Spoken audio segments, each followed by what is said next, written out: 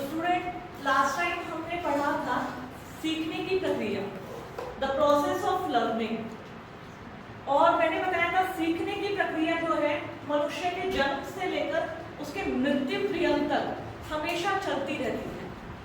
इसी सीखने की प्रक्रिया में आज हम नेक्स्ट जो चैप्टर आया है वो है सीखने के प्रमुख सिद्धांत। बहुत इंपॉर्टेंट है, अक्सर आपके एग्जाम्स में सीखने के प्रमुख सिद्धांत आते हैं और यूजीसी नेट की परीक्षाओं में, और यदि आप टीजीटी, पीजीटी या सिविल सर्विसेज की परीक्षाएं दे रहे हैं तो उसमें खास तौर पे पैब्लो और थार्नडाइक की थ्योरी है। पैब्लो और थार्नडाइक की थ्योरी ये समझ के पढ़ने में अंतर होता है। किताब से यदि आप किताब उठाओगे सोशल साइकोलॉजी की और यदि थ्योरी पढ़ने लग जाओगे ना सीखने के सिद्धांत, तो आपको सब कुछ समझ में आ जाएगा, सीखने के सिद्धांत की समझ में नहीं आएंगे। किताबी भाषा जो होती है, देखो कई बार क्या होता है इसी सीखने को हम बताएंगे, हमें सिखाया जाता है कि पढ़िए और परीक्षा पास करिए, यही तो कहा जाता है, ये किताबें पढ़िए और अपनी परीक्षा में पास हो जाइए। कोई तो टॉप कर जाता है, ठीक है, कोई ठीक ठाक नंबर ले आता है, कोई ठीक ठाक भी नहीं लाता और कोई बिल्कुल ही फेल हो जाता है। किताब सबके पास थी, तो क्यों ये वेरिएशन आया, कहाँ कमियां रह गई? ये कहीं ना कहीं हमारी लर्निंग प्रोसेस में मिस्टेक है। सीखने की जो हम बात कर रहे हैं, इन्हीं सीखने की थ्योरी की हम बात करते हैं कि हम व्यक्ति जो होता है किन परिस्थितियों में कैसे और किस प्रकार जल्दी सीखता है या कई बार जल्दी नहीं सीख पाता है। इसमें फर्स्ट आता है उत्तेजक प्रतिक्रिया का सिद्धांत, स्टिमुलस रिस्पॉन्स थ्योरी इसको बोला जाता है, और ये दी थी थार्नडाइक ने। थार्नडाइक और वुड थे, उन्होंने मिलके उत्तेजक प्रतिक्रिया का सिद्धांत, उत्तेजक प्रतिक्रिया का सिद्धांत को थार्नडाइक ने 3 प्रमुख भागों में बांटा। ध्यान से समझना, थार्नडाइक ने अपने उत्तेजक प्रतिक्रिया सिद्धांत जो स्टिमुलस रिस्पॉन्स थ्योरी था, इसको 3 पार्ट में डिवाइड किया, 3 विभागों में विभाजित किया। पहला था तत्परता का नियम, अभ्यास का नियम और प्रभाव का नियम। सबसे पहले तत्परता का नियम।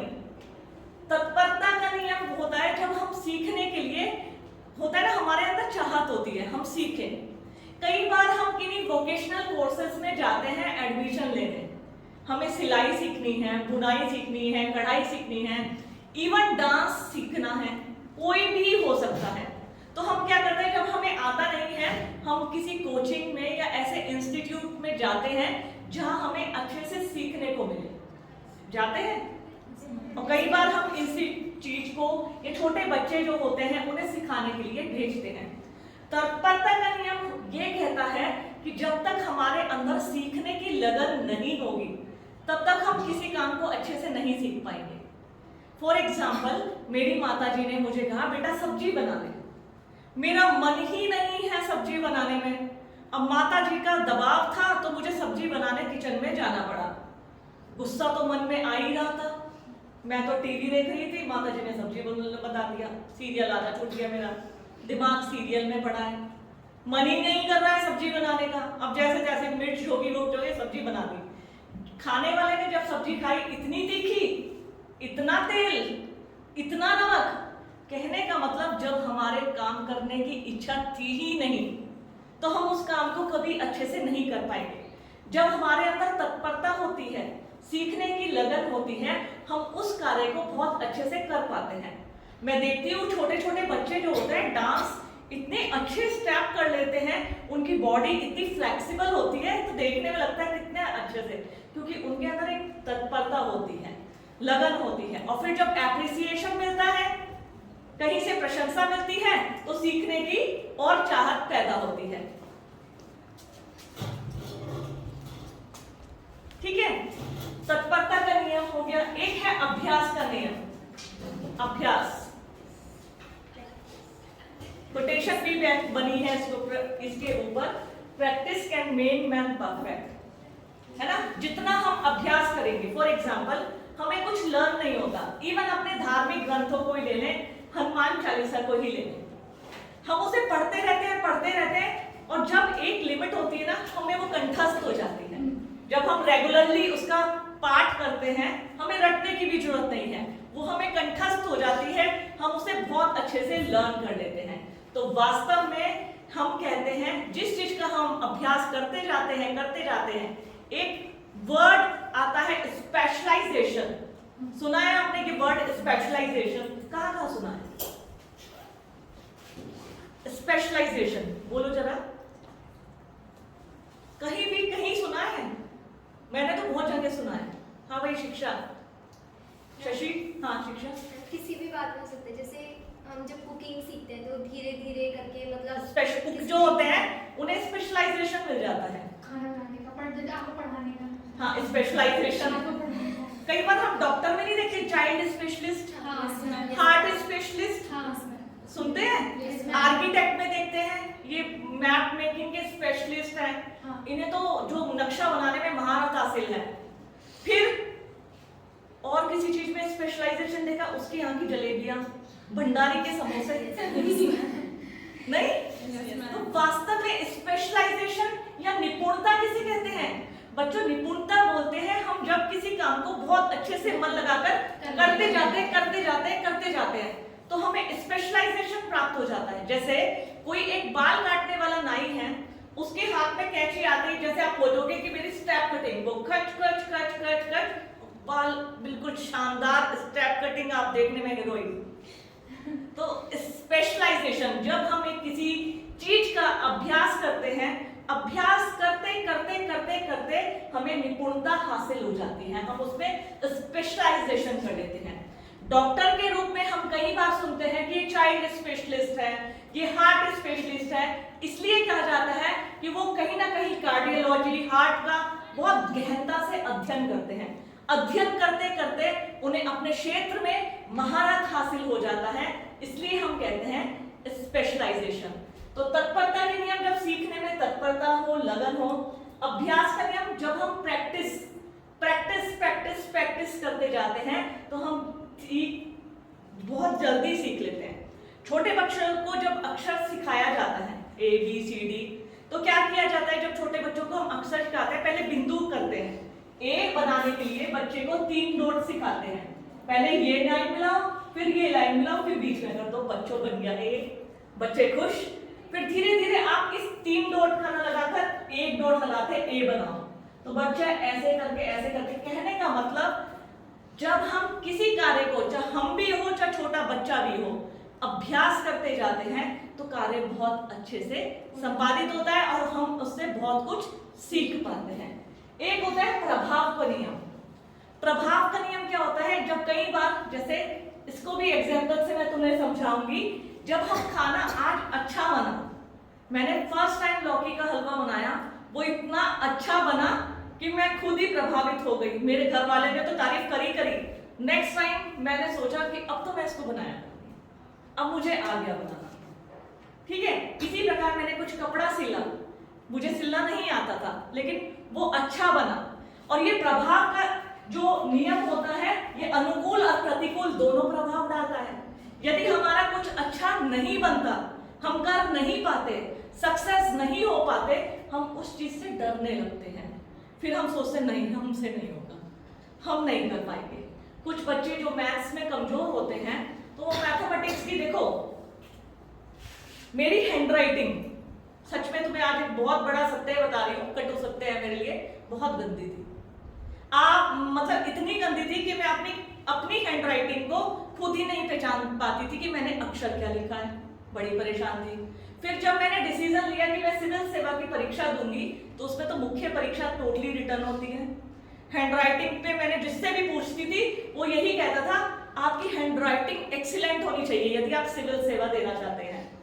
तो मेरी घड़ी की सुई आकर अटक जाती थी हैंडराइटिंग पर, मैं बड़ी डरने लगी। फिर मैंने किन्हीं लोगों से पूछा सिविल में परीक्षाएं कैसे होती है, कॉपी कैसे मिलती है, तो उन्होंने बोला था कि प्लेन कॉपी मिलती है जिसमें ये रूलर, किसी तरह की कोई लाइन खिंची नहीं होती, आपको सीधा सीधा लिखना होता है। मैंने क्या किया, बाजार से प्लेन 10 रुपए के प्लेन पेपर्स खरीदे।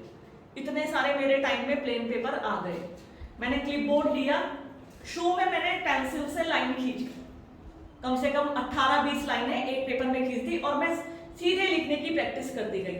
धीरे धीरे मैंने उन पेंसिल वाली लाइनों को भी खींचना छोड़ दिया। मेरी खुद हैंड राइटिंग, मैं तुमसे अभी एक पेज शेयर करूंगी तुम्हारे नोट्स वाले ग्रुप में। जब मैं 2007 में मैंने यूजीसी नेट दिया था तो मैंने कुछ नोट्स बनाए थे, तो उसका एक पेज दिखना, तो मैंने पूरे प्लेन पेपर पे लिखा है, बहुत छोटा छोटा लिखा है और इतना साफ लगता है, जिसे मैं देती हूँ तो कहते हैं मैडम कितनी मोती जैसी राइटिंग है। और वही तनु थी जिसकी हैंड राइटिंग बहुत बेकार थी, उसका एक पॉजिटिव इफेक्ट पड़ा मेरे ऊपर कि मुझे ये कार्य करना है और बहुत अच्छे से संपादित करना है। तो उसमें हैंड राइटिंग में मुझे परफेक्शन हासिल हो गया। साथ ही साथ तुम्हारे लिए भी कहती हूँ, कुछ बच्चे जो मैथमेटिक्स से डरते हैं, मैथ्स हमें नहीं आता, तो देखना जब वो कई बार फेल हो जाते हैं तो वो क्या करते हैं, 10th के बाद मैथ्स छोड़ ही देते हैं। अब हम 12th में मैथ्स नहीं पढ़ पाए, अब हमसे नहीं हो पाएगा। तो जो ये प्रभाव का नियम है, ये व्यक्ति पर अनुकूल और प्रतिकूल दोनों तरह के प्रभाव डालता है। यदि हमने कार्य अच्छा किया है, उसके परिणाम सुखद आए हैं यानी पॉजिटिव आए हैं, तो वो हमारे ऊपर प्रतिकूल अनुकूल प्रभाव डालेगा, मतलब हम उससे कार्य को बहुत अच्छे से करते जाएंगे। लेकिन यदि हमने कोई कार्य किया, बार बार किया और हमें उसे कार्य करने के बाद असफलता हासिल लगी, तो व्यक्ति क्या होता है, डीमोरलाइज हो जाता है। वो सोचता है अब ये मुझसे नहीं होता।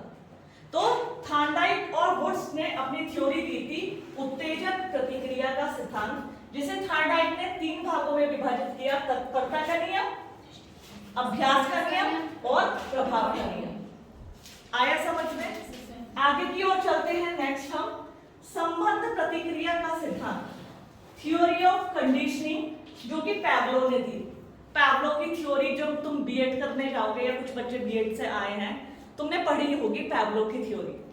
बहुत ही इंटरेस्टिंग थ्योरी पैवलो की, उन्होंने कुछ एग्जाम्पल उदाहरण के माध्यम से विस्तारित रूप में बताया है। पैवलो ने उन्होंने क्या बताया है, पैवलो ने देखिए, पैवलो ने एक उदाहरण से बताया। सबसे पहले तो मैं हर बार जो बात रिपीट करती हूँ, कभी भी तुम इन्हें रटना मत। किताब वाला मैं तुम्हें फोटो क्लिक करके नोट्स भेजूंगी, वैसे भी भेजूंगी, पढ़ना, तुम्हें समझ नहीं आएगा। तुम मेरी बातों को पूरे ध्यान से सुनो और इम्प्लीमेंटेशन क्या करना, लिखने में ठीक ऐसे ही लिखना। हम बात कर रहे थे संबंध प्रतिक्रिया का सिद्धांत, जो कि थ्योरी ऑफ कंडीशनिंग थी, जो कि दी थी पैवलो ने। पैवलो ने क्या कहा था, एक व्यक्ति, उन्होंने खास तौर पर शारीरिक प्रतिक्रिया के आधार पर इस सिद्धांत को बताया। शारीरिक प्रतिक्रियाएं, कि व्यक्ति की शारीरिक प्रतिक्रियाएं कैसे जुड़ी हुई होती हैं। उन्होंने इसको एक एग्जाम्पल से समझाया। उन्होंने एग्जाम्पल बताया कि एक कुत्ता था, उस कुत्ते को एक घंटी बजाई जाती थी, टन टन, और घंटी बजाते थे, कुत्ता आता था तो कुत्ते को एक रोटी का टुकड़ा दे दिया जाता था। ठीक है, शू में तो कुत्ते को ये सिखाने की कोशिश की गई कि जैसे होता ही है, पैट्स होते हैं, हम खुद मेरा ऑब्जर्व किया हुआ है, तो कि जैसे पैवलो कहते थे घंटी बजाते थे, कुत्ता दौड़ के आता था और उसको रोटी मिल जाती थी। धीरे धीरे जैसे ही घंटी बजती थी, उसके मुंह में लार आनी शुरू हो जाती थी। लार किस लिए, अब मुझे रोटी मिलने वाली है, अब मुझे खाना मिलेगा। उसके मुंह में लार आ गई, और जैसे ही वो घंटी सुनता था, वो कहीं भी रहता था, तुरंत दौड़कर अपने मालिक के पास आ जाता था, क्योंकि उसको पता चल गया था इस घंटी का मतलब होता है खाना। जब स्कूल की घंटी बजती है, बच्चे बड़े खुश हो जाते हैं, मतलब इंटरवल हो गया या छुट्टी हो गई। सुबह वाली घंटी सुन के तो निराश, स्कूल लग गया, और लास्ट वाली घंटी सुन के तो बच्चे बस बैग पैक करते हैं पूरा स्कूल से बाहर। ठीक वो जो कुत्ता था, डॉग था, उसको ये अभ्यास हो गया था कि जैसे ही घंटी बजी, उसके मुंह में लार आनी शुरू हो गई, और ये संबंध प्रतिक्रिया था कि घंटी का संबंध उसके खाने और उसके लार से हो गया। घंटी का संबंध, जो संबंध प्रतिक्रिया यानी किसी के संबंध से जो प्रतिक्रिया बनती थी, घंटी का संबंध हो गया था कुत्ते के मुंह से लार बनना। फिर उन्होंने इसका एक्सपेरिमेंट को बदल दिया। जैसे घंटी बजती थी, कुत्ता आता था, वो कुत्ते को छटक के मारते थे, और जैसे मारते थे वो डर के भाग जाता था। अब जैसे घंटी बजी, कभी कभी वो आनन फानन आ भी जाता था, तो लेकिन उसे मार पड़ती थी। धीरे धीरे उसकी लार सूखने लग गई कि अब रोटी नहीं मिलेगी, मार पड़ेगी। तो यानी एक बार जब उसे अभ्यास कराया गया रोटी मिलने से, तो उसकी प्रतिक्रिया की हुई, लार आनी शुरू हो गई। जब अभ्यास कराया गया मारने से तो उसकी लात आनी बंद हो गई। तो उन्होंने बोला कि जो प्रतिक्रिया होती है, संबंध होते हैं, उनका आपस में सीखने से बहुत बड़ा संबंध होता है। फॉर एग्जाम्पल, मेरा बेटा है छोटा, तो उसने पेट कहता था, मम्मी पेट। पेट मुझे अच्छे नहीं लगते ज्यादा, मतलब अच्छे लगते हैं इसलिए कि अगर हम कहीं बाहर जाएंगे तो इनका ख्याल कौन रखेगा। तो एक व्हाइट कलर की बिल्ली थी, एक दिन पता नहीं कहां से वो प्रकट हो गई। अब प्रकट क्या हो गई, वो इतना फर्स्ट टाइम मैं किसी जानवर को फर्स्ट टाइम देखा, वो हमारे घर में आई, बैठ गई, मेरे बेटे ने उसे बुलाया, वो तुरंत दौड़ के उसके पास चली गई, जैसे मेरे बेटे ने कुछ विश मांगी हो। अब वो उसे हिल मिल गया, उसका नाम स्नोबेल रख दिया। अब स्नोबेल आए और उसने एक बाउल लिया मेरे बेटे ने, वो उसे दूध पिलाने लगा। तो अब मेरा बेटा एक दो दिन स्नोबेल आई नहीं, तो उसने बाउल को ना टक टक टक नीचे फर्श पे टक टक किया। स्नोबेल अब उस बाउल की पहचान, इसका मतलब उसे दूध मिलने लग गया। और वो कहीं भी होती थी ना, और मेरा बेटा टक टक टक उस बाउल से फर्श पे मारता था, वो तुरंत कहीं भी रहती थी दौड़कर आ जाती थी कि मेरा दूध मिलने वाला। तो कहने का मतलब जो प्रैक्टिस होती है, अभ्यास होता है, प्रतिक्रिया, उससे वो समझने लग जाते हैं कि हमारा इस बेल से क्या संबंध है। संबंध है खाना मिलने का। तो ये कहते हैं संबंध प्रतिक्रिया का सिद्धांत, theory of conditioning. Conditioning Pablo ने दी है। कंडीशन मतलब वही, घंटी का संबंध किससे है, आया समझ में? नेक्स्ट है क्षेत्रीय सिद्धांत, फील्ड थ्योरी, जो कूर्ट लेविस ने दी है।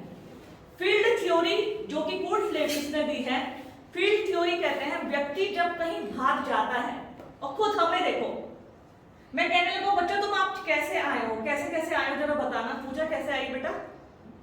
ऑटो से। ऑटो से आई है? अच्छा, तू कैसे आई बेटा? पैदल। पैदल आई है तू? पैदल आए।